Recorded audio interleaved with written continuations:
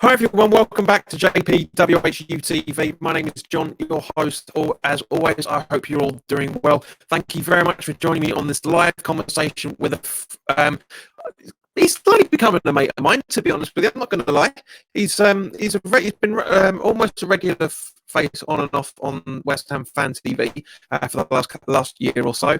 So let's introduce him to he's popped up in the chat every now and again with a few live streams and that. But we're going to be talking to Jaswinder. How are you keeping? Yeah, very well, thank you. Very well. We got Monday out of the way, so the week has started. Really, countdown to weekend. 100%. Before we go into the full conversation with Jazz, I just got to do the quick shout out to the channel sponsor, 3retro.com. Please click the link in the description below that will take you directly through to the West Ham section of their website, where you can purchase retro kits from the 60s all the way through to the early 2000s, including the 1976 home shirt that inspired this season's home kit. And also the 1980 FA Cup final shirt, which inspired this season's away kit. There is also West Ham inspired Admiral and Umbro track jackets, polo shirts, sweatshirts, t-shirts, and other stuff. So go check those out. Any purchases made through the link in the description below for the next 16 purchases will go directly through to Isla's fight. So funny enough, Jaswinder has actually made a purchase through the link and actually doubled the amount in one purchase, mate. So thank you very much for that. We've got just over 20 quid's worth to send over to the charity. Thanks to his very, very kind donation. Quite a lot of stuff, but yeah, so thanks guys, thanks very much. Talking of which, actually, Jazz, did you get your shirts situation sorted out? Because you had a bit of an issue, didn't you? Yeah, it's kind of, yeah, it will be solved shortly. Yeah, just a bit of a confusion at their end, so hopefully that gets sorted and I can start wearing it. Yeah. Basically, they've got the West Ham 1986 home shirt confused with the Scotland home shirt. Easily done. So yeah, they're going to exchange it absolutely free of charge. So just got to send it back. So hopefully within a week or so. Yeah. Cool. Well, because Jazz, I just saw through the private chat there. You said that it sounds crackling. Does it sound any better now? Perfect now. Yeah. Absolutely fine. Wonderful. Yeah, it's just for some random reason I need to reset the settings on this.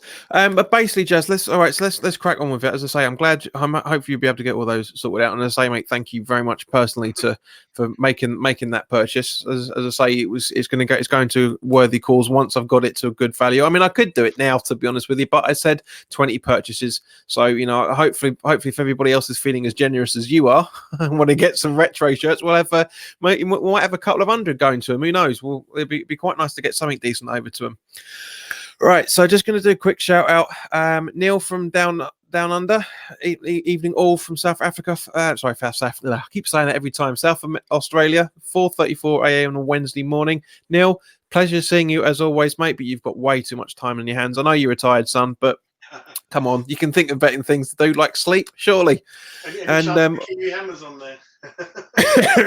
Well, actually, that's a good point, Neil. If you got some time, mate, and by all means, go shopping. Do some shopping, boost up the numbers for the channel. Jazz is a little bit quiet though. Yes, we've already talked about Jazz. Can you turn it up just a little bit more? Or yep, 100% now. So I'm hoping I'll actually get a little bit closer to the laptop. Too many choices: iPad, laptop, work laptop, office. Home laptop, but hopefully this will work. Yeah, it should be fine. Yeah, so you can just about hear him and you can just about see him. So that's all right. This is fine. As long as we can make out what you're saying, Sam, that's fine. All right. So let's crack on to some of the stuff I wanted to talk about. I'm not going to go through the usual stuff because, to be honest with you, mate, as I've said earlier, you've been on West Ham Fan TV for a little while now, on and off. So people have kind of got your people have kind of got your background to a degree. But one of the questions I don't think you've ever been asked, I certainly haven't asked you because I've been waiting to ask you personally on here. Yeah. What is your oldest memory of the bowling? What's the first memory you can remember? If it was a game or was it just walking past it? Just want to, before I get to that, I'm going to give you a quick history of how I came to follow West Ham, and that will follow nicely into that story behind it. So basically, my father came to the UK from India in 1966. And he watched the World Cup, And he said, I'm going to support the team that Bobby Moore plays for.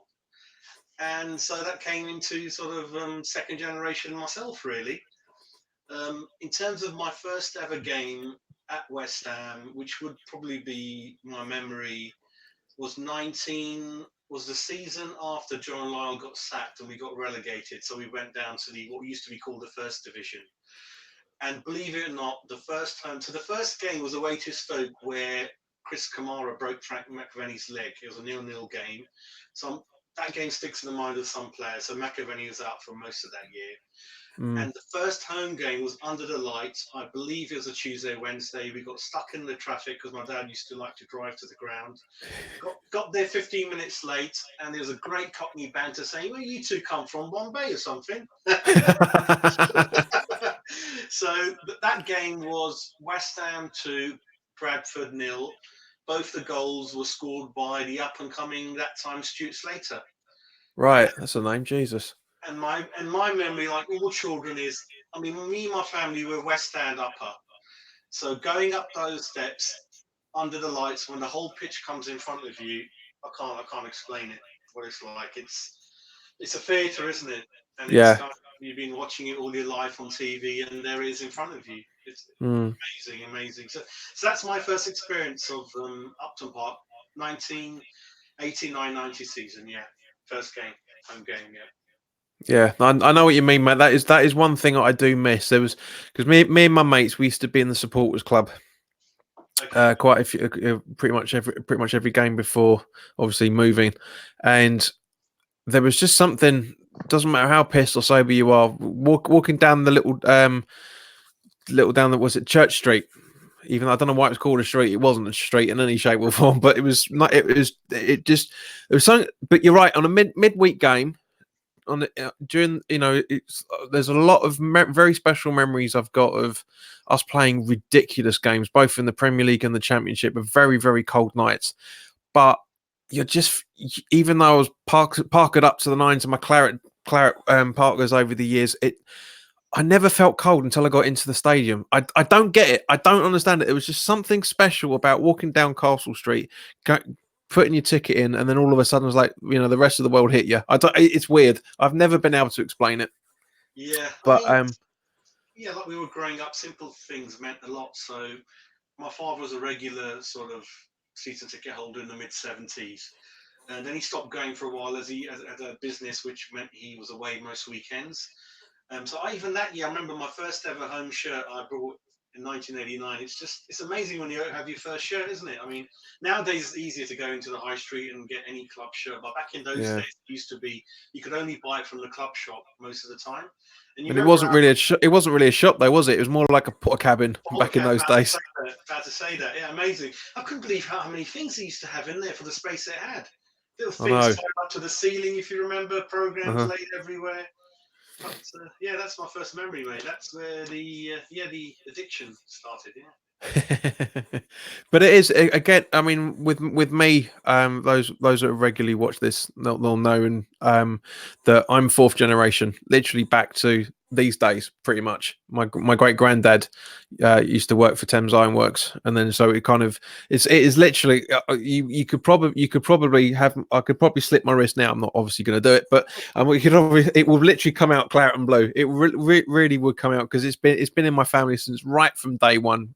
Right, it was like 1880, I think, before everything actually properly evolved. I think, and it's something that I'll never forget. And it was weird, because my grandparents used to live in Barkings, my mum's side, that I got into West Ham for.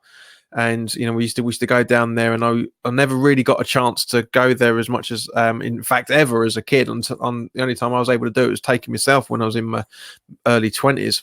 And that first night, again midweek game, which is probably why I hold those games in such high regard still, even at the London Stadium. It was Macclesfield Town in the cup. We had it was when Carlton Cole, Dean Ashton, before he had his injury. Noble was annoying that night. I remember really screaming abuse at him, calling him Bond, because he had that James Bond haircut at the time. And there was just something about that night, and I will never forget that as long as I live. It really, really won't. Because obviously, there's actually quite a nice. Where is it? I just saw his comment and now because everyone's chatting in the chat again. It's really nice that loads of people are doing this. Where are we? Callum Edwards is quite right. He said rest in peace, Upton Park. Definitely, 100%. It's never ever going to leave any of our minds at all. Where's the other one? No, that's just all conversation. So Jazz, so pretty much over the last, what you said, the 20 close to 30 years that you've been going to see West Ham now, what have you noticed on a regular basis, or over that period of time, in terms of the style of play, the supporters, the songs, that sort of thing? Has there been any evolution that you've noticed? I think, obviously, if you go back to the first time I began to go, when you look at the attendances, even that 85-86 season, average crowd, if you're lucky, in that 85-86 season reached around 24-25 at the end. And in the year I went, it was around 21,000. But what I noticed is, even though it was only 21,000 in the crowd, the atmosphere was really good. And Yeah. you'd think there's double the amount of people there. What I find Well, that was the funny thing. Not to interject there, Jazz, but that was the funny thing. Back in those days, the ground was what, 2/3 of the size that it was before we left. There was no, there were basically four chicken runs pretty much in those days, wasn't it? There was way before, because if I remember correctly, the North Bank, South Bank, and West Bank were only really completed in the form that we knew up until what, very very early 2000s, I think, wasn't it? You're bang on 2001, 2001. Yeah, exactly. So, back in those days, as when my grandparent, like for example, my uncle and my granddad were at the FA Cup final in 1980. There's me 50 miles away in West Middlesex being popped out of my mum, literally. Oh, that was the day I was born. So, there's been a lot of evolution over from that sense. But in terms of the atmosphere and the songs and whatnot, what have you noticed over the last 30 years? I think what I've noticed is, obviously, if you told me we'll be playing in front of 59,000 every year, I'll be like, no way. I know we've always had a big fan base, especially around Essex, which is a huge county, and people never, because we're from West London, so I've been brought up in areas, especially at school, where we hated Chelsea, Spurs, or I hate with a vengeance anyway, and I've always had to. Because the new generation, they forget. Because my first memories of West Ham fan is Tony Cotty's debut, and I was 9 years old. I remember sitting on the sofa and I began to understand things. And if you remember, my dad said we've won 3-0, and it's going to be on what used to be the big match at 10 o'clock that night. So the Saturday, I'm allowed to stay up. Brian Moore's presenting, and you're there eagle-eyed, aren't you? From that time, did we win? Right, I'll be watching a big match or match of the day with Jimmy Hill. And that's those memories, that atmosphere. But what's changed, obviously, is I don't think a lot has changed that much in terms of the fans, because, like you said, it's in your family, it's in my family, and that's what's special about a club. We haven't won anything since 1980, certainly not in our time as fans, which means, well, nothing that we would hold in high regard, because obviously we've run the championship playoff a couple of times, but it's not. I mean, that's about as close as the silverware that we've got. I mean, obviously 2006.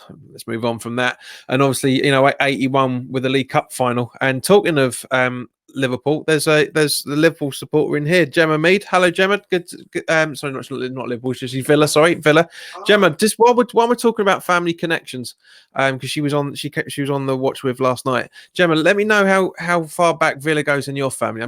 I'm really curious about how far back supporters go nowadays, because at the end of the day, like you say, West Ham, and with the exception of probably Fulham, I guess, or Palace, every other London club is either right, I supported them because my dad did, and that's pretty much where it was. Same with you, for different reasons, but whereas with everybody else, it's more of a case that is Whereas you look at Everton, you look at for lack of a better way of putting it, the so-called working class clubs.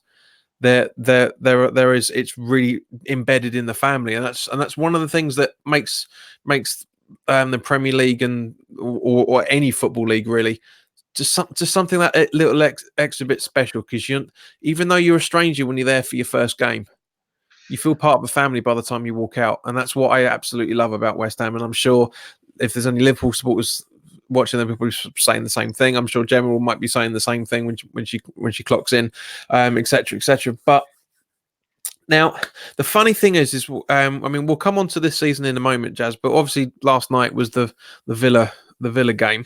There's Um, actually there's just one other thing I'm going to make you laugh now. okay, go on. I remember one thing we won: the 1984 Evening Standard Five-a-Side Cup. Used to happen on the Wednesday. A lot of people my age will know this. We beat Spurs in the final. So it used to be five-a-side. So we had Tony Cottee, Frank Lampard. Oh God, who else was there? Oh, the reserve goalkeeper was there. I forgot the 2, 3 others. And then I remember we lost. Semi-finals hurt a lot. So when you were a child, you loved the FA Cup. I remember the FA Cup was so exciting from the third round onwards. Listening to the draw on a Monday on the radio with the balls crackling in the background, that kind of thing. So in 1990, I remember losing to Oldham 6-0 in the League Cup final, first leg. I was shell-shocked, We won the return leg 3-0, but no one. And the year before, 1989, we lost to Luton 3-0, I think, at home. Julian Dix nearly got sent off or gave away penalty to Roy Wegley, I think. Right. 85-86, we didn't even finish second. I think we gave up. So we finished kind of third. So like you said, we nearly won the second division title from, I think it was Sheffield Wednesday, if I remember. We finished second. Or was it Oldham? Okay. So we lost the title by 1 minute. So it's been, and the 2006, I don't even want to talk about. It kind of haunts me that day. Yeah. Well, unfortunately, mate, I had to bring it up because it was the FA Cup final. So, we were talking about it. But Kent Hammers is in the chat. I'm trying to not show my age. I was about to say chat room. It's not a chat room. It's he's in the chat. Hello, mate. Good to see it. There's hundreds of Hammers fans in Kent, and loads of them are season ticket holders. Yes, agreed.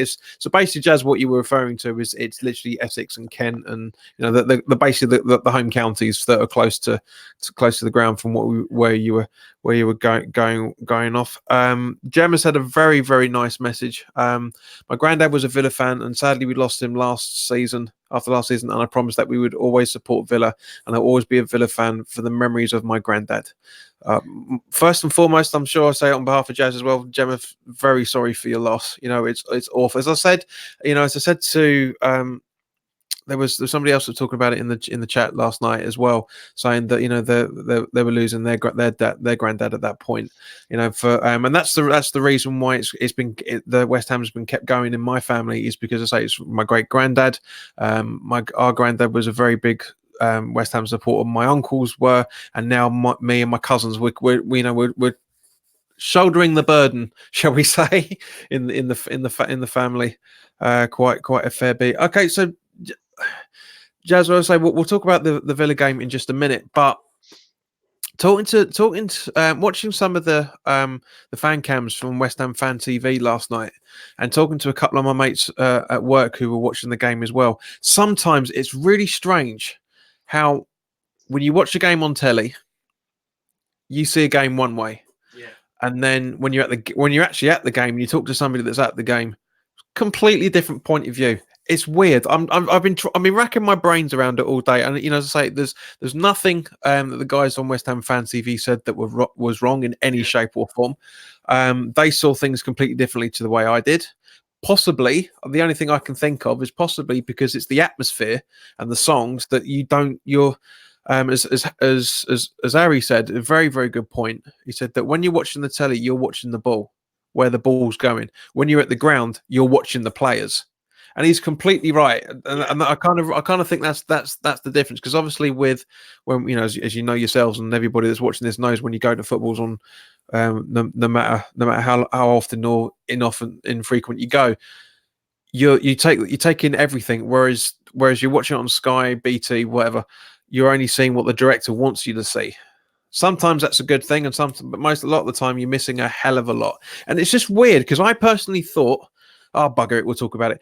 I personally thought that we didn't have all that good a game last night. There were moments, but Jazz, what were your thoughts on the we won't talk about the result because that's for another segment. But in terms of the game itself, how did you feel about the actual performance? I think if I just go back to the fan council, people who are not on there like you and me are, I think what's interesting, the first thing, it's frustrating for me where understandably, you get 120 seconds, 2 minutes to Yeah. say what you want to do. It's not enough. So the other thing is we don't get the benefit of replays, obviously, when we're watching it live. We're not Yep. making notes like the Sky pundits. The other thing, obviously, is if you look at all the 10 different web sort of fan cams they have, they all pick up on the right points, and you always have one or two which you think, where did that come from? It's a bit different. Yeah. So again, you need a good memory, I think, to remember after the game, and hopefully you haven't had too many Fosters, I think, after to remember what you're saying. Just in case I get a copyright strike for this, other lagers and beers are available. Yeah. Definitely. But going back to the game, you're right. I was quite frustrated, and the children were having a go at me. So my feelings were there wasn't much between both the teams. And as you know, I felt it was quite an important game already in the early part of the season, because if we'd won, it propels us to third position. And that's amazing for us, you know. Just imagine that. And Yes, man. No. we'd be Sorry, boxing. mate. Sorry, I've really got to interrupt you on that. It doesn't matter. We're 5 games in. We're joint third anyway. We're on 8 points with Spurs, and we're third. I know we would have had that 2-point cushion, but it really doesn't matter at this point. Reason being is literally because we've got 33 games to go. Right, I know why everyone was jumping on it was because of the results of the weekend. Of course, we're all thinking it. If we get 3 points, it would be brilliant. As you said, we would have been third, and we would have had bragging rights over Spurs for a few days. But it's not relevant, not yet. It really isn't relevant. It's relevant as far as I'm concerned, and I can see you're furrowing your brow there, so you're not going to agree with me in a couple of seconds. But it's for me. If we're at a point, because I was talking to AJ from Kiwi Hammers, we were talking to each other earlier today about it as well. I said if we're in 2 points away from third in February, that's when it's a bit more of an important game. At this stage of the season, it's more important to make sure that we did exactly as we did last night, that we kept a clean sheet. That we know we've only lost 1 in 5 games. Obviously that was the City game at the start of the season. So it's more about building on the momentum, not trying to jump up. I mean, this was one of the questions I was going to ask you towards the end of the video, but we can talk about it now. It's not fine. Personally, I really think it's way too early for us to look at top 6 or top 7. I'm more concerned about, yes, that obviously there's it's the old maxim of you've got to beat the teams around you, but at the moment, fucking everybody's around us. There's no real divide in the table yet. And because of that, that's the reason why I think we need to be concentrating, as Pellegrini is saying in every single pre and post match conference, is that we need to be concentrating on the football we're playing and try to win and try and beat what's in front of us. That's more important. Looking at the table is, to say, for me personally, is at the end of the season. I mean, what are your thoughts on it, mate? I think going back to the game, there wasn't much between us and Villa. Yeah. Key areas we were not good at, and we haven't improved on that much under Pellegrini, is we do not press the opposition enough. Yeah. We're very slow when we're attacking. Yeah. Our fullbacks are afraid of getting to the byline and crossing the ball. Our 3 forwards behind Haller do not get close enough to him. Those are the issues we have, I think. And that was frustrating me. I mean, there was bits where Anderson, who did have a great game, but when he did get to within the area, there's no one there. And when Haller was kind of holding it up, there's no one close to him. Yeah. You've seen the Tottenham 3. They're like greyhounds. You've seen the Liverpool 3. They're like greyhounds. And I thought, even though Villa, even they admit they're not as good as us, obviously we're an established Premiership team, they were obviously felt like they were trying a bit more, running around more, closing us down more. And when this happens, it always feels like the away team has maybe 1 or 2 players extra. Because when they're defending, they don't let... Imagine Anderson's got the ball, there's 3 players around him straight away. Yeah, that's one thing I noticed when I was talking to it straight away. So well organised. And when they're attacking, again, it looks like there's 3-4 players in the box, where so many times we only had 1 player in the box. So that's kind of how I would summarise it, I think, where we kind of could have gone on and maybe won the game. And there weren't that many clear chances, I didn't think, from us. there's a couple from Villa, and you felt they might sneak one in, but then the guy that's so good for us is Fabianski, isn't it? What a Oh, rocket! mate, some of those saves he made last night, absolutely superb. Absolutely superb. There was one. Do you remember when there was two players blocking his view, and there's a deflection on top of that, and he still kind of passed it away? Yes, that was quite early on in the first half, if I remember right, wasn't it? First off, yeah, it was a great save, amazing. But those are my feelings of yesterday. I just want us to, because I know we've got the class, I know we've got the talent, I know the board have given reasonable amounts of money the last 2 years, but I am really, there's one thing in my mind. I was listening to Talksport yesterday, and Jason Cundy, we all hate him. He talks a load of codswallop, and he said one thing, and I said, actually, has he got a point? He said West Ham have got a brilliant squad. I really like their players, but is Pellegrini the one to propel and push them to the top six?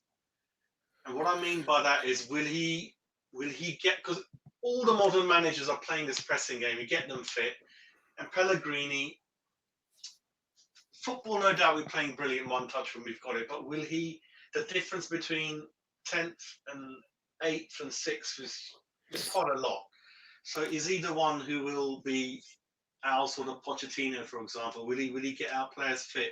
Will the three rotate like other clubs do? Will we get closer to the forward? Will we press when the other team have got the ball? Will our fullbacks be like wing backs? Will Fredericks sort of have enough confidence to have sort of the balls to get to the byline and whip the ball in, which he's afraid to do at the moment? Yeah, those kind of questions really in my mind. Yeah.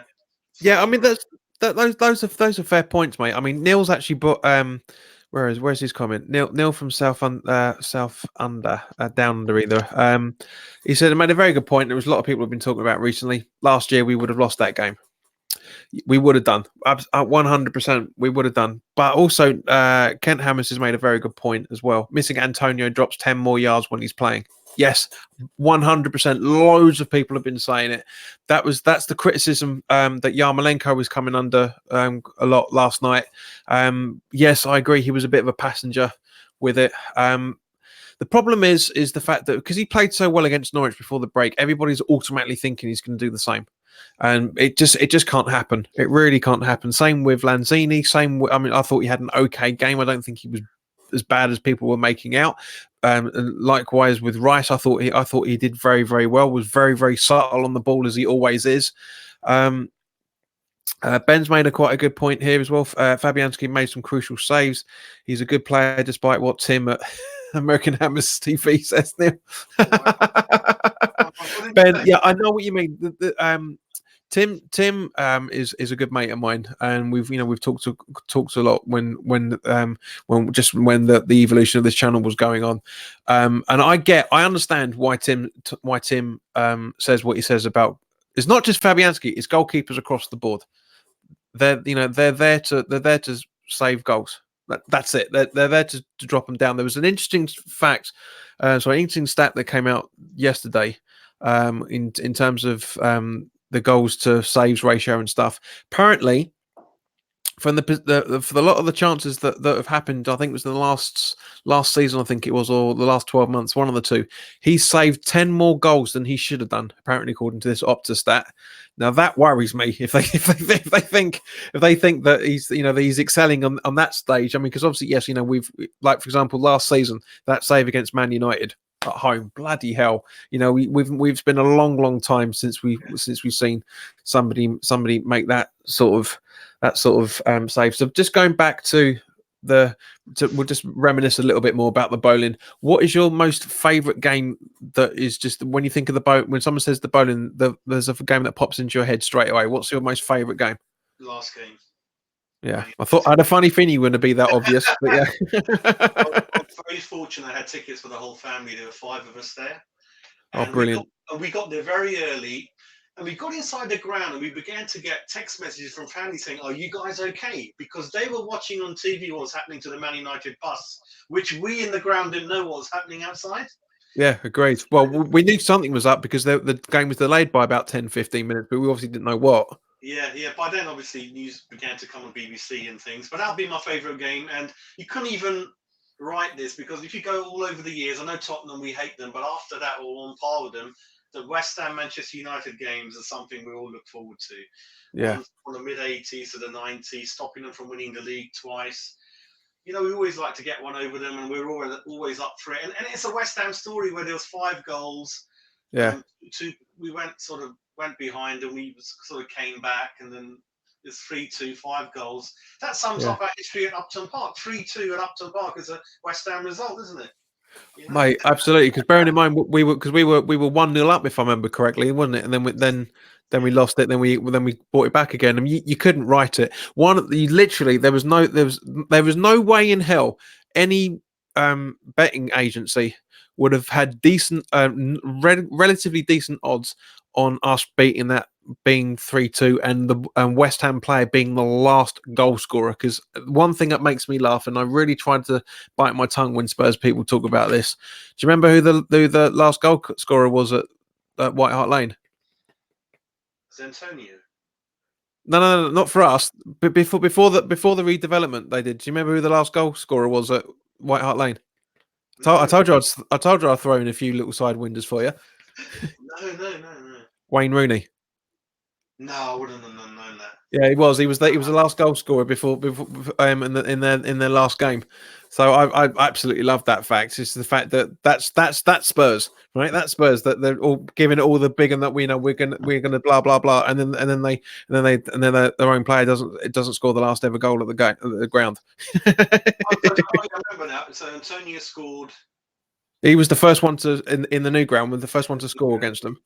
And the first one to score in our home ground as well, the London Stadium, wasn't it? Yes, yeah. That header against Stoke in the dying minutes. Bournemouth. Yeah. Oh, was it Bournemouth? Bournemouth or Stoke, one of the two. So yeah, Bournemouth. Yeah, right at the end, literally about 2 minutes to go. Very poor game, wasn't it? Yeah. Oh, ridiculous! I took my ex there. She always wanted to go and watch the football game, and she said, "Right, come and watch this. This is the first ever one. It's going to be a cracker." And I was like, "Boy, was I wrong." I watched it from the Seychelles Islands. Make you jealous. Yeah, all right. Well, no. You should be more jealous of me, son, because I was there and you bloody weren't. So don't give me that. I was even there for the first ever Europa League game as well, where when watching Kouati score the first ever goal there, and that brilliant performance by what's his name, that winger we had at the time. I absolutely loved him. Oh, came on absolutely blind and scored the winner for us as well. Right winger. Not Downing, is it? No. It was he only lasted one season with us, and he was what was his name? Anyway, I'll come back. So I'm sure someone in the chat will tell us who that was. But yeah, so that brings us very, very nicely to the what I was going to say. Now we've been at the London Stadium for the last 3 years now. How do you Faguli? That was the player. I really rated him. Yeah, it's a shame we got rid of him. He wasn't bad. He is playing.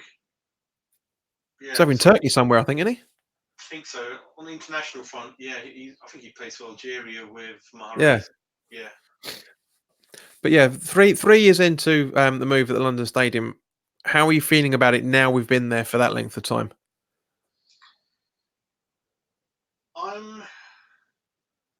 Right. The first season and the second season, I didn't go much. Mm-hmm. The third season, which was last season, I went very regularly in terms of I had a season ticket. So I felt really bad for the fans that went the first 2 seasons. Because even though I didn't go much, I could tell that things were very, very wrong. Yes and no, but we'll come on to that. Go on. But I think it's fine. There is a lot of things that need ironing out. I think being spoiled from getting outside Upton Park Station and walking 5 minutes into the ground. I think the walk's too much when we're getting older. I hate the walk over the bridge from Stratford, going past the Westfield crowd. Uh-huh. Atmosphere for me is fine. Distance is an issue. I'm in the Billy Bond stand upper right at the back. I've got a great view of the pitch right on the halfway line, but I've got very good eyesight. I can just about see the touchline sometimes. I tell my kids, who's coming on now? Who just missed that shot? I mean, yeah. So obviously 2 days ago, they said that the the stadium company's losing a lot of money. Yeah. I remember, Again. and I'm one of those believers, like a lot of people, and I remember even Frank McAvenny mentioning that sooner or later it's going to come into our hands, Yeah. hopefully, fingers crossed, and we can improve it, I think. Was it the Spanish club Real Sociedad? Someone posted 3 days ago. They had a similar issue with a sort of Olympic type track Yes. ground. Yes. Yes. Yeah. But the money 10,000 more seats and bringing the seats forward. Yeah, I saw that. But I think JP, the cost of what they did is a lot of money. A lot of it was funded by the government and Yeah. schemes and things like that. So I think it's okay for now, but I think it has to be improved on. I mean, Spurs have done okay, but then what I don't agree with Spurs is where they plonked the ground. That area, I don't know how they got planning for that. A thing that big stuck where it is, that's really odd. I think the traffic's atrocious around, the infrastructure's pretty crap. So I think it's Finally, somebody else that agrees with me. It is an awful looking stadium. It's got a bloody Sainsbury's built into the side of it. How worse can you get? Well, they spent most of the time looking at what the cheese board room, the beers. They got a Michelin restaurants inside. Things like that. We can't get our bloody chicken pie right. Forget that. We go for the football, don't we? Forget all those little things on the side. But yeah, I mean, And also, mate, sorry to interject again, but also one thing you've just reminded me: Spurs' ground, it's bloody contactless. They don't give. That just shows you how pretentiously hipster the place is. Like you say, Michelin food. You can't use cash in there. It's like, really? It's just like the living embodiment now. Didn't want to go into have this bit of a Spurs bashing, but it is it's literal embodiment of what is missing from football. There is. Don't get me wrong. Inside the ground is lovely. It's beautiful. I don't get envious very often. In fact, I hardly ever get envious. But I'm very envious of the view that those guys have got. But it is Spurs in a nutshell. That the fact that it's perfect for what needs to be done, but it just looks a piece of shit, and it's a mouthy place. It really is. But going back to Upton Park, I Yep. really felt that if we knocked down East End and build it up, cover the corners, and make it on par with the West End, we would have got to about 45, 50,000. Yeah. And them saying that planning was impossible, I think, is a lie, because the apartments that have gone up there now, they're higher than what the stand would have been. Of course. So that was a load of rubbish, I think. And we had a lot of planning, a lot of room around that ground. If you remember, we had the car park, huge, the school, and other bits that we would have had. So I don't kind of buy that, but that's gone. It's gone. What can we do anyway? But didn't Villa Park? Yes, they look great ground. Really, I always love Villa Park. From the semi-final, good memories from 1980 and things. I love, and even the Bournemouth ground on Sunday. It's the smallest ground, but atmosphere is brilliant. Really close to the ground. Crystal Palace again, as you know, very atmospheric ground. Fulham, you went to. Actually, that's one thing I regret. I wanted to go to the Fulham friendly because it's such an iconic ground. So you don't, mate. It's not a regret. It's not a regret. I went to Craven Cottage when we played them in December. Loved it. It was because I grew up not that far from around near where you. I grew up in New Malden, Worcester Park, Kingston, that sort of thing. So Fulham was up until that day. They were my B team basically. And I really enjoyed going there. It was lovely to see. It's a bit. It made me miss the bowling. It really did make me miss the bowling, because of that natural football feeling in there. So in terms of in terms of the London Stadium now, because obviously we've been in there for the 3 years so far, and I think you're going to be predictable on this. What has been your favourite home game over the last 3 years, 3 and a bit years? Manchester United, I think.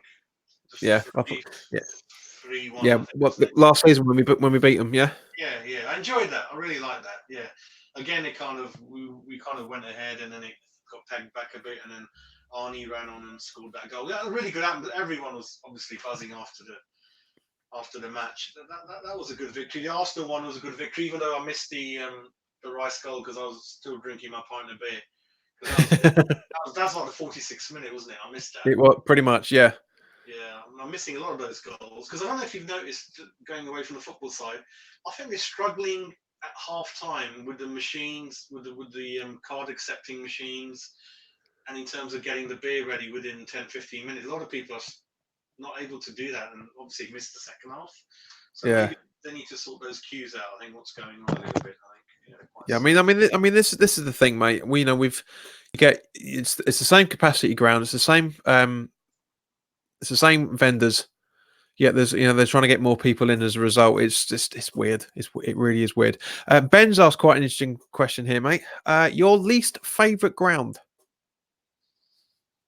Wow, I don't go to a lot of away games, but least favourite ground. What I think would be, God, you could think of it in terms of the fan experience, or you could think of it in terms of, I'll tell you what, in terms of our history there, the results, there's two that come to mind. Elland Road and Goodison Park would are the ones I'm not sure about going to be fair. Mm. I think Elland Road always felt the fans were like, bloody hell, it's a bit rough around here, or the fans are quite on top of that. I'll go for, shall I answer in terms of the fans experience or the results? What shall I do? What do you think? I've got a funny feeling he probably means both. To be honest with you, I'm guessing the one you just don't like going to at all, and the one that and also a ground that you just haven't enjoyed being at. So they're two completely different things. I haven't gone to many away games, but results-based Goodison Park I used to hate because we've got nothing out there. From a fan's point of view, guessing-wise, I'd say it's got to be bloody Millwall, isn't it? Can't say I've never been to the Den, fortunately. Yeah, that's what I think. I think going over the years, even though a lot of the grounds have changed now, so the old the Dell has gone now. All new grounds everywhere now, isn't there? Yeah. Exactly. Well, Kent Hammers is pretty much said what my favourite one ever was. It's the first time we beat him under Spurs under the lights.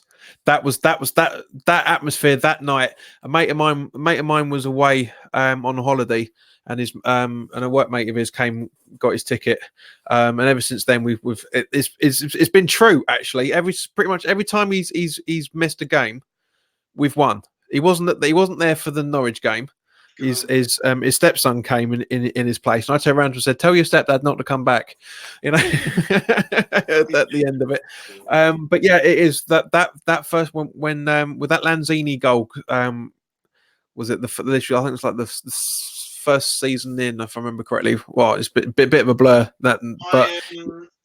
There's actually a story about my first ever away game. It was in the village season. It was at Anfield. I'd never been there. And on the Wednesday, I just thought, shall I go? I'm not doing anything.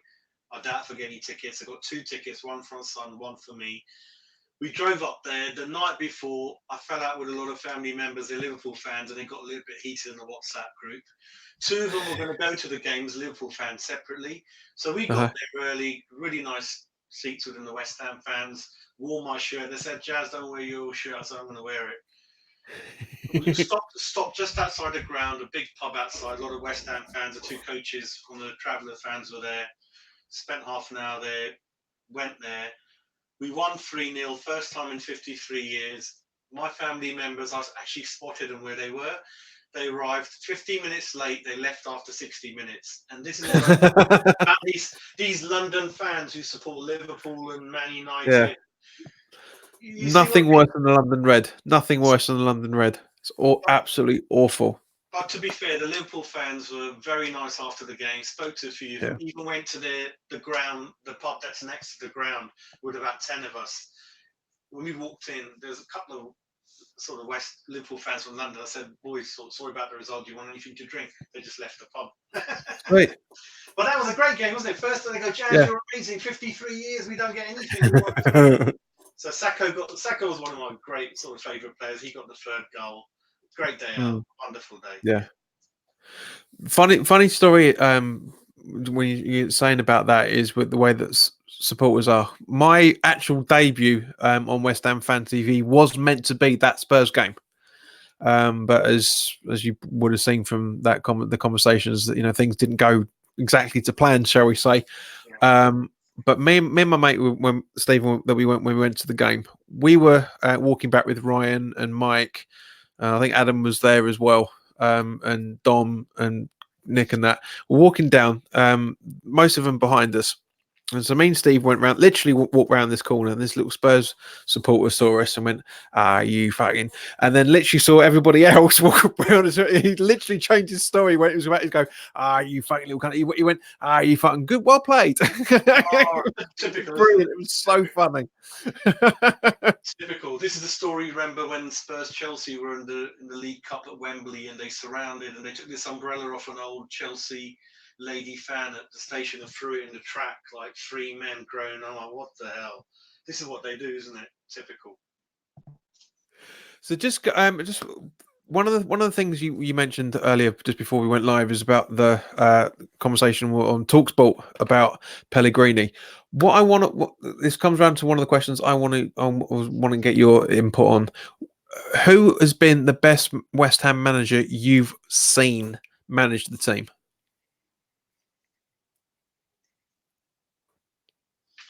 Right. I wasn't sure if you heard that for a second. No. Because like I said, John Lyle, I didn't go to see any of the games, so I'm gonna. Yeah, because I know he's your best all-time manager of it, but in terms of who you've seen, I actually loved the team, the way it was built, in the circumstances. Alan Pardew, I loved it. I loved it under that, because if you remember, we lost everyone when we went down. All the snakes like Defoe, none of them wanted to hang around. And to build that team like Effington, was it Rio Coca, Gabbiadon, Ashton, Carlton, Hayden Cole, Mullins as well. and then you look, we mentioned 9 already. And even the player said, yeah, his nickname's Chocolate. He loved himself. He was a bit of a character. But he knew his tactics. He knew how to manage players.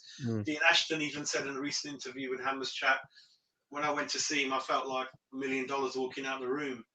So I think the board didn't have enough patience with him. He got us to the final. We got into Europe.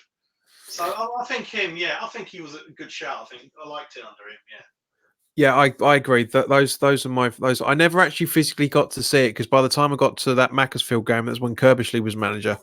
But I watched everything when we were down in the Championship for that length, and then that season as well. I will literally watch a shitload of football. That was baptism of fire, really. But yeah, I agree. There was an interesting story that Hayden Mullins said about his time under Kirbishley. He said those two could not be any further apart if you tried. You know, because Kirbishley at Pards was exactly the same as you're saying. You know, was in love with himself and very, the gift of the gab and all this sort of stuff. Kirbishley was just like, hello boys, you're right. Sort of didn't really intervene with everybody. But there's a great story about he said about one of the pre-match talks about, I can't remember what game he said it was going to be. But it was talking. It was when we had Tevez and Mascherano, and Kirbishley said to Tevez's interpreter that I want you to play out on the wing. You're not playing century. I want you to play out on the wing, and we'll do X, blah blah blah. And the interpreter said to Kirbishley, he went, yeah. He said, yeah, yes, boss, that's fine. I'll play wherever you want, blah blah. And at the end of it, just as Kirbishley was walking out, the interpreter turned around to everybody and said, I'm so glad that he doesn't speak Spanish, because what Evans was actually saying was, fuck you, I'm not getting on this, I'm not doing Makes sense. just thinking about that alone, how funny that would have been. I think Kirbishley, he comes across as a bit of a, like you said, not much character there, quite kind of, what can I say, not much charisma as a manager. Yeah, definitely. He done well at Charlton, so maybe that's a club that suited him. West Ham, we're a bit more, so a bit more quiet. But then I was watching an interview with one of the Iron Maiden guys, and he said the Kirbishley, they're a very famous family in East London. He might know more. They're quite prominent in the area, so he's from a very sort of known family. So quite interesting. I don't know what he's doing now, but he got £1 million out of us, I think, when he left. So it keeps him going to get some bread, milk, and eggs for the next few years, isn't it? So. But one manager I think is unfairly spoken about, and again going back to my kind of early days, is Lou Macari. Now, Yeah. especially because I went to see that team, and I know Alvin Martin always speaks up for him, saying whoever came in after like Ferguson, no-win situation. Mark Ward, Frank McAvenny, yeah, they hate him and understand those reasons, and Phil Parks as well. But if you look at the players that he brought, Ludic Miklosko, Martin Allen, Ian Bishop, Jimmy Quinn, Trevor Morley, Mm. he brought Stuart Slater into the team, and that's within that's with from September to January when he went before Billy Bonds came. And all he was trying to do was like, and another important thing is we all remember John Lyall for what he'd done. But I tell you, if you look at the 1985 season, 87, 88, 89, those were bad years for us. We were literally hanging on. We had no money. 86, Phil Park said, oh, we're finished third. We're going to go and buy 2, 3 players and we're going to sort of go again. And the board said, no, we're not going to buy anyone. And then Tony Cottee had to leave in 88 because there's no striker up front. They had to play Alan Dickens up front with him. Then they brought. Yep. And then the funny thing with McAvenny, I'll leave you on, is he said before he joined Celtic, he told John that just give me 40 grand cash and I'll stay. And John's like, I can't do that. So Well, that was a lot of money back in those days. A lot of money. I mean, it's not exactly cheap now, but that's a lot of money. Could buy a house with that, I think, back then easily. Exactly. Yeah. But then what happened? We sold him 750,000 in around 1987, 88 to Celtic. We brought him back 2 years later, 1.5 million. Yeah, that worked out well, didn't it? Kent Hammers is making a very, very good point and very prevalent to what you just said there as well. We didn't build on the squad in the 06-07 because typical West Ham after getting to the FA Cup final. Yeah, we go in circles. West Ham's like fashion. Yeah, with everything, all just decisions happen. Doesn't matter who's in charge, what manager, who's out on the board, who's out on the pitch. It's just the same decisions are over and over and over again every few years. It's really bizarre. But right. So let's. One more point. What it is, it's like the board and the owners in the past have been afraid of success. I'll give you first point. The story goes that after the 1966 World Cup, Gordon Banks wanted to sign for West Ham. And then the owners at that time, Ron Greenwood, said, no, we've given our word of mouth to, I think it was Bobby Ferguson back in those days. So that's another example of, oh, no, we don't want to go forward. If we have Gordon Banks, imagine we would be. 86 season, you already know. And with Alan Pardew's season, again, the board got a little bit, oh, should we buy 2-3 more players or not? Rio Ferdinand, instead of buying people like Southgate, they went and bought Minto, was it Kamara, Charles, Daly wasn't bad. That type of thing. So when we're nearly there, we need that final bit of push. Something happens, either a player throws a wobbly and he wants to go to a big club and then we lose that spine. So I think we just need that kind of push, don't we, really? Yeah, and that's why I wanted to talk about what you were saying earlier about whoever you obviously be able to confirm it was saying, is Pellegrini the player to get the manager to get us into the top 6? I still maintain yes. I don't think it's this season because I said that I reckon we'll finish 9th. Would he do it next season? That's a question that I asked around about January this year. Are we going to get into it this season? And my thinking is no, we're not. I mean, again, we're 5 games in. We know we've got 8 points out of 5 games. So I can't remember when we ever had that across the board, much less right at the start of a season. Did we finish 13th last season? No, we finished 10th.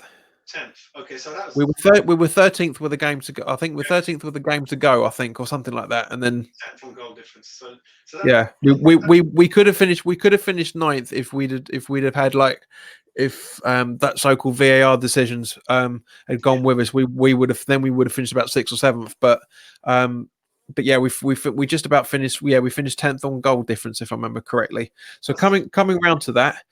Oh, across the board, mate. How did you feel we got on last season? I think it was a very good first season, good investment from the board, and about time too. So I think we bought well. If you look at all the signings, Balbuena, Dupe, Anderson, again, good signing. So I think top 10 was good. And again, like you said, I don't think top 6 at the moment, even though our direct competitors in that area like Everton are struggling, Wolves nice to see them was it second or third from the bottom? The Europa sort of hitting them in the backsides. Yeah. Leicester, very surprised with Leicester at Man United. I thought they would do a little bit better than that. A lot of people thought, and they didn't even score a goal. So it's difficult, isn't it? Because I felt those guys were going to push a little bit more than us. Leicester obviously got a lot of money from Maguire still burning their pocket, I think, in January. Wolves, their squad was so small last year, but they were very lucky they didn't have any injuries. As you know, every year West Ham, we have like 4 strikers in the squad and none of them ever fit. They had like one guy up front.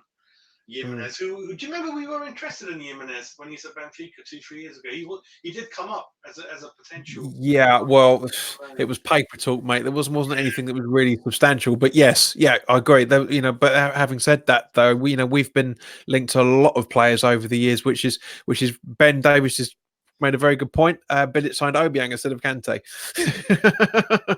But to be fair, to his credit though, Obiang, he was a pretty good player. I quite liked him. All right, yes, okay, you went missing the same way Kawhi used to go missing every now and again, but I thought he was. I don't know. Maybe again, it was the bowling season. I don't know, but I really thought. But I was a little bit disappointed to see Obiang go. To be honest with you, but at the same point, I completely understood. So that again, Ben, thank you very much for that comment, son, because that really brings us right round to what the next bit I wanted to talk to you about, because we've discussed it. We discussed it a little bit at City and stuff, but the summer window overall, how did you feel that we did? I think the good things were that we went for quality rather than quantity again. So Haller, mentioned on Hammer's chat 2 years ago, never felt that we would have been able to acquire a player of his caliber in our team. So we've done really well to get him in. So I think we had a good window. Obviously, the jury is kind of out for our other signing for Nails at the moment. Not entirely his own fault. If he was coming into a well-established, really good team, then you have time to bed him in slowly. Whereas we can't afford to do that. If we spend 25 million someone, he needs to hit the ground running. And he looked really good in the summer. So slight issue over him. Hopefully he'll settle in. And maybe he just needs to build himself up a bit. Maybe he's a bit too lightweight for our league. But then again, Lanzini's quite good. Yeah, yeah, I agree on that, mate. I mean, for an under 21 player, he's brilliant. He is very, very, very good. Under 21's player in the Premier League, that's another matter. I mean, he got a lot of criticism last night. Which and to a degree, most of it is justified. I mean, some of it's been a bit harsh, but he got a lot of critics, and I don't want to criticize him, because he's only had one start. He's been a substitute for the rest of them. He's coming up alongside one player that he was specifically brought in to play alongside anyway, yet hasn't had the chance to do yet. From what the rumours were in the summer, that he was meant to be playing alongside Lanzini. Lanzini hasn't been playing any better than Fornals has. Let's be honest. I mean, Fornals has got. It shows that he's got the ability. I mean, obviously, he showed it against the lower league in the League Cup, but the ability is there. It's finding that switch, kind of like finding that switch that Moyes did with Arnautovic, just showing that bit, just putting me in the right place, and all of a sudden it'll come alive. I guarantee that's going to happen with Fornals as well. But people see, that's the thing. What I hate about our fan base, and not just, I don't mean our fan bases in West Ham. I mean just football fans in general, is they want, like you said, they want someone to hit the ground running. And 24 million, yes, you think that would be the case, but he's never played in the Premier League before. He's on, it's a completely different tempo, and I was really happy that he came out saying that he was been struggling with the league, because otherwise he would get a lot more criticism if he was sitting there going, yeah, I'm all right, I'm doing fine, I'm just trying to ease myself into it. If everyone would jump on his back big time, but he was very, very honest and said, look, I'm struggling. It's a completely different tempo, and I need to find my feet. And fair enough to him. That's exactly the attitude he should have. But I think the good thing about Fornals, which I love in a player, that he's got a goal in him. He arrives in the box and he's singing. And I don't know what he was doing in the last minute yesterday. I thought he's just get your foot through it, and then more or less he'll go in. So people like him, and Yarmolenko was very average yesterday. But Yeah. then once he gets up to speed, he gets a goal out of anything. Like 20 minutes, you won't know he's playing, and bang, he's a Exactly. bang. So I think Fornell's, yeah, he's got a lot of goals in him if he plays more regularly. And it's very early days yet. A lot of money for us. So let's see what happens, I think. And then January, I don't know how much money we're going to have. Hopefully, we don't get too many injuries. And Lanzini signed a new contract, and everyone else is reasonably happy. Hernandez is obviously was going to go, and also agree with what Nicky was saying, that I felt he never lived up to the expectations. Where I remember the day he signed, and I was really excited, saying, Yeah. there's such a big name. He's going to be great. He scored 2 goals against Southampton and then that early season, and just never happened for him. And like you said, I'm not sure if he try hard enough to sort of get involved with the club, with the team, with the fans, with the system. I don't know. But, I honestly think, because you've just reminded me actually, because I was so happy with Hernandez coming in that I did a couple of minute video for Hammers Chat when that happened. I was that happy. I was like, I want to get my voice out there. That was way before I started thinking about doing YouTube. But yeah, it breaks my heart because I like the guy. He's it was a gentleman's agreement, shall we say, in the summer that he would go, because at the end of the day he's played under 3 managers in two and a bit years, and neither one of them are using him right. So it was understandable. He didn't do an Arnautovic. He didn't do a pie. He didn't kick up with fast, and there was no rumblings whatsoever. I mean, okay, there's a few dodgy injury things around just before he was sold, but it was in my opinion, he was basically the ultimate professional. He really was, because he went out. All right, he didn't give his all the time, but he played a lot better than a lot of the players that were on a lot who were thought they were a lot better than he was were playing. That was for sure. it's the systems, isn't it? I mean, Yeah, when we began following football, it was 4-4-2 with a big man and little man. And how yeah, many teams can put him in their team? I'm not sure. You saw the big guys out there yesterday. I mean, the striker Villa had, our guy up front. That's the future, isn't it? Kane is a big yeah. guy. So you need speed and strength. In other words, you need to be like the rugby player Bill these days to play in the Premier League. You need upper strength, height, and to be very fast. That's why people like Noble, he is what he is. He's a player from 10 years ago where he was Yeah. completely the type of player that it was around. But now when you look at the athletes around him, he looks slightly slower, doesn't he? That's why we kind of jump on his and other people's back saying, come on, you need to track back a bit more. Mm. But yeah, so Hernandez, unfortunate, but maybe it's the modern game that's kind of robbed him of the system that he wanted to play, maybe. Gemma's asked quite a nice question a few minutes ago, granted, but if you could have any player from Villa, who would it be and why? Well, you've already said one. I'm glad she asked that, because I told the children yesterday, with Noble coming to the end, I'd love Grealish to replace him. Not a bad shout. He's a little bit arrogant for my liking, but yes, I know what you mean. His ability is brilliant. He dives too much, as a lot of the Village players showed last night, especially that clip of bloody Wesley hitting the decks. Jesus, I said to a mate of mine at work today that I really like the look of Wesley. I think he's a very good. I think it's that Wesley the number 9. Gemma, if you're still there, let us know if it is the number 9. It is. I think. Yeah. But And Grealish and Rice are really good friends. Yeah. Then seeing that clip of him him tripping over himself and falling backwards trying to claim a penalty. I was like, I went literally when I saw that, walked straight up to me, mate, and I went, no, I don't want Wesley anymore. I retract my statement. I don't like him. He's not coming. But then, yeah, Rice and Grealish are great friends, aren't they? From back in the youth Yes. and things like that. So I think Yeah, because apparently they're having a little bit of a banter with each other during the game as well. Gemma's not really a big fan of you, mate. Now she said that no, Grealish can't leave. I love the way he carries the ball into from one Yeah. box to the other. I like the energy in the player. And again, he might be one of those players that you don't like when he's on the opposition, but if he's on your team, you kind of get behind him. He's got a bit of character about him. I think that's what we like. A bit of like the 1980s players used to be. You don't want the kind of boring time. So Grealish will be the one, I think. He excites me, I think, yeah. Ben's corrected me as he likes to do. It's McGinn that was the number 9. So yeah, but he's also, again, this is something I was going to bring on, and Ben quite nicely. He's probably thinking along the same lines. I am West Ham Man United.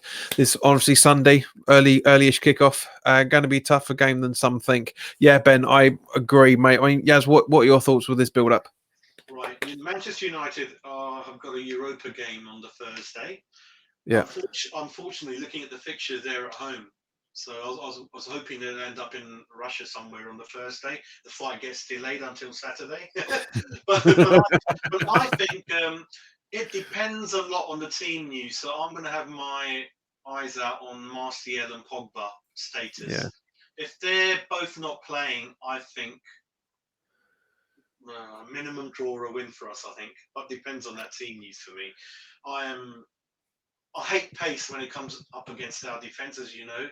Rashford's very good, but Martial frightens me a lot every time. He's one of those players like Lukaku who used to always excel against us.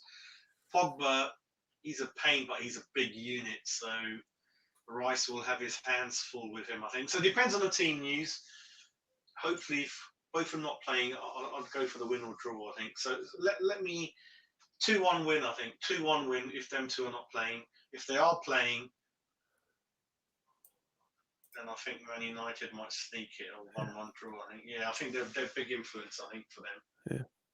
Fair enough, mate. I'll come to my thoughts on it in a second. But Ben, as I just said, likes to correct me. He said, "No, I meant I meant as a player, I would have him for Villa. Wesley is 9." See, I told you he likes to correct me when I'm wrong. Well, we got Haller, though, haven't we? We can't have Wesley. We got Haller. Yeah, but he was talking about McGinn. He thought McGinn would be a good player from, and not a bad shout, mate. To be honest. See, he was doing what our front three wanted to do more, like press the ball, get at the back four. So I hope, that kind of thing, really. I mean, not to sound like everybody else, but genuinely, since Ferguson left Man U, I've not been scared when we play against them. Now I haven't. I mean, there've been times, obviously, but in general, when I don't normally, like for example, under Ferguson and even a bit under the Moyes time as well, that I wouldn't wake up on a match day morning and just think, shit, it's Man United. Nowadays I'm just thinking, hey, it's Man U. We could get something out of this. The tables have slowly but surely been turning into our favour. I agree. I've got a funny feeling it's going to be 2-1. Yeah. I'm not really too bothered about Paul Pogba. Because we've got players in there could easily shut him up, like just as we did last season. Not that last season has got any reflection on my predictions for this season, because it's completely different. There's different players in there. Slightly, there's different formations. I mean, that James Mitchell said last night on the West Ham Fan TV fan cam after the game that because obviously Masuaku with that stupid fucking sending off what's his name. Al Maghazi, or how you pronounce it, rolling up, falling to the floor like like Masuaku would put a baseball bat to his stomach. I mean, come on, for fuck's sake, and him going off. So therefore we've got probably have either Ben Johnson or Creswell at left back, and James worries me. He's a very, very good player for Man United. Very good looking junior. He worries me. But Man United without Lukaku doesn't scare me at all. It really doesn't. There's one person we haven't spoken about yet. The hero of the night, Mike Dean. Oh, Mike the cunt Dean. Honestly, do you know what I was watching? I mean, there's. If you watch the replay of the conversation, I mean, Gemma will be able to back me up on this if she's still about. I wasn't screaming like a lot of people were, but I was just kind of like, well, how was that possible? Like for example, what was it? Noble was chatting a lot to Mike Dean last night, and I mean a lot. Joni was in the chat. Joni was saying Noble's got to watch himself. He's going to get sent off the amount of times he's talking to him. But it was just there was one point where Noble was surrounded by about 2 or 3 Villa players, about 2/3 of the way way into the game, and then Villa got Noble goes over, and it's a free kick to Villa. Now, a lot of people said that Noble dived out of that, and I don't. But Noble, I mean, Jazz, how many times have we ever seen Noble dive? I mean, seriously, over the last 20 years, how many times have we ever seen him dive? Twice, maybe. No, hardly, if that. Hardly ever. Yeah, hardly Exactly. Ever. And that was just that's just ridiculous. But Mike Dean, Dean, Mike Dean's one of those. He's got one of those faces you just want to slap. He's just an annoying little thing. He's a drama queen. He likes to be center of attention. When you referee, you got to ref with a bit of common sense. So he's already been booked, and is that bad enough to scrape red, or is it worth just having, just a little word, like, that's it, no more for you? Because it'll spoil the game. You've got to think about the whole thing. Mike Dean will probably send someone off after 3 minutes, because he's the one that sent Faguli off in the West Ham Man United game at London Stadium. That's right. The what's his name? And it's not much he did wrong in that game. I mean, no, that was that Phil Jones tackle, wasn't it? Can't remember the other guy, but I was looking at the rate. He's sent 4 people off. So he sent in his time. He sent Steve Lomas, Winston Reid, Faguli, and Masuaku's the 4th one in his career. Yeah. And I believe he's the referee in the Premier League with the most sendings off, I think, or one of the. Exactly. Yeah, he's always had that reputation. And Gemma's part right with her comment there. He did great last night, and now he didn't scream last night. Well, the second part of that's right. Yeah, I didn't scream. I wanted to, but but it was just, I don't know. I don't get Mike Dean. I mean, that just talking about refs in general. There was a funny meme that went round.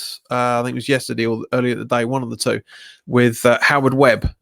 In that, that famous meme that's been going around for a few years, where with Webb in the Man United shirt. The top part of the meme said number of Man United trophies while Howard Webb's been refereeing 9. Man United trophies since Howard Webb retired 0. It's true. It's 100% true. Amazing, isn't it? Yeah, Fergie time. Do you remember the Fergie time sort of phrase came out? It used to be extra 6-7 minutes and things like that going on. But he was also a referee in one other game, one of our earlier games as well. Was it Man City or one of the other ones? So he's definitely yes, he was. To be honest, actually, I was Man City. It was Man City when he booked. Yeah. A lot of our players, and they were virtually kicking lumps out of Haller and everyone else. Especially one of them should have been actually got a red card. The guy in the middle they bought. The defensive player, so he took out a couple of our players quite badly, and then they were 4-5-0 up, and then he books one of them after 87 minutes. So do you know what?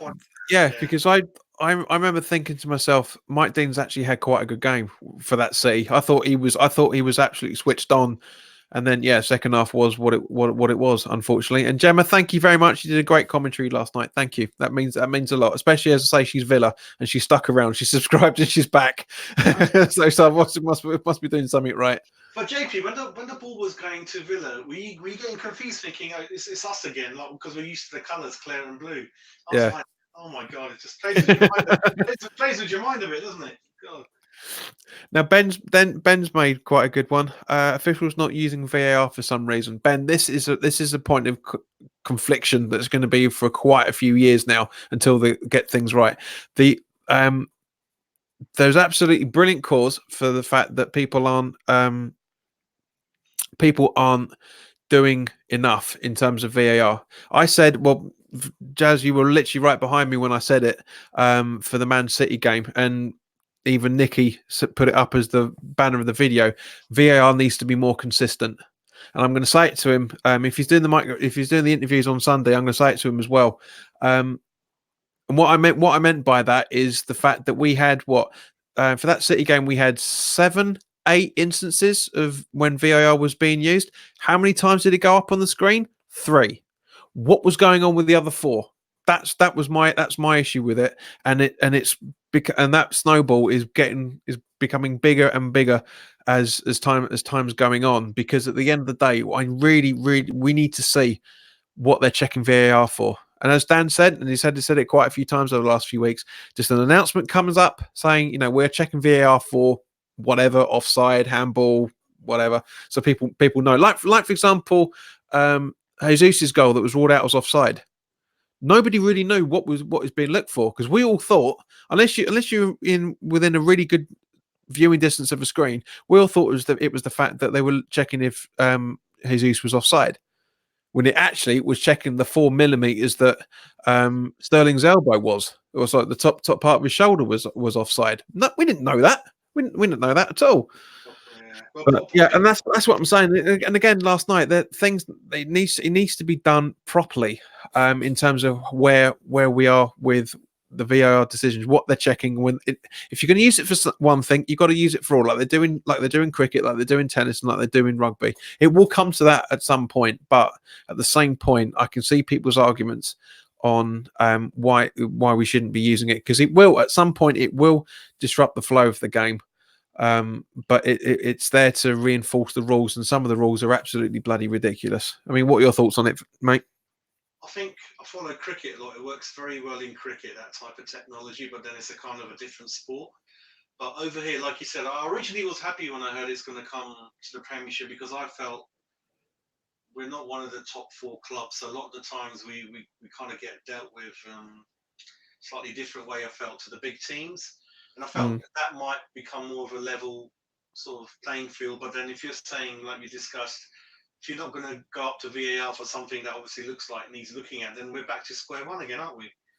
So, and we're one of those 4 teams that have been like with the Haller thing. Should have got a penalty at Norwich last night. Maybe Masuaku would have got a straight yellow. So what's the difference? We're getting done again, aren't we? So we're back to only what 5 games gone, and already 2 key decisions have kind of haven't looked good for us, I think. Yeah, exactly, and this is the point. If it is meant to be game-changing decisions that are meant to be looked at VAR, and one of that is a sending off. Doesn't matter if it's a second yellow or if it's if it's a red. It should be checked. After Angel Hatton, hello, Hunt. Good to bloody finally see you for donkey's years. We haven't spoken for a while. It's good. I'm glad to see you back. And Ben, finally, before we sign off, because I've got to do the fantasy league stuff in a minute, you would have thought they would have all VAR decisions ruled out in terms of crowd participation. Yes, Ben, 100%. So, guys, as I say, thank you very much for all your time. It's gone a quarter of an hour over, but it's because of how much of a pleasure it is having you on here, Jazz. It's brilliant, and we'll definitely have you on again at some point, mate. Maybe we'll do a half the season roundup video or something. That'd be quite good. Yeah, that'd be quite good. Yeah, I'll also look into. I'll write some blogs. I've got some time coming up. So. That'd be cool. Yeah, thanks, mate. That'd be brilliant. Thank you. So guys, thank you very much for your time. As I say, I need to shoot off because I'm going to do the Fantasy League on roundup on the Facebook page. So go check that out at facebook.com/JPWHUTV. Jazz isn't going to like what I'm going to say, unfortunately, because both him and his daughter have been falling down the table, unfortunately. but your daughter was number 1 at the first week, mate. That was, and as you said that it was the first time she ever did it. So very good going. That's it. Come in your eyes. Very good, guys. Thank you very much for your time. So jump over into the Facebook page in about 20 minutes or so, because I need to round up a few other things. But guys, thank you very much for your time. And if I don't see you over at Facebook, you'll see me on Thursday for the Man United preview. So all the best now. Take care. Take care. Bye.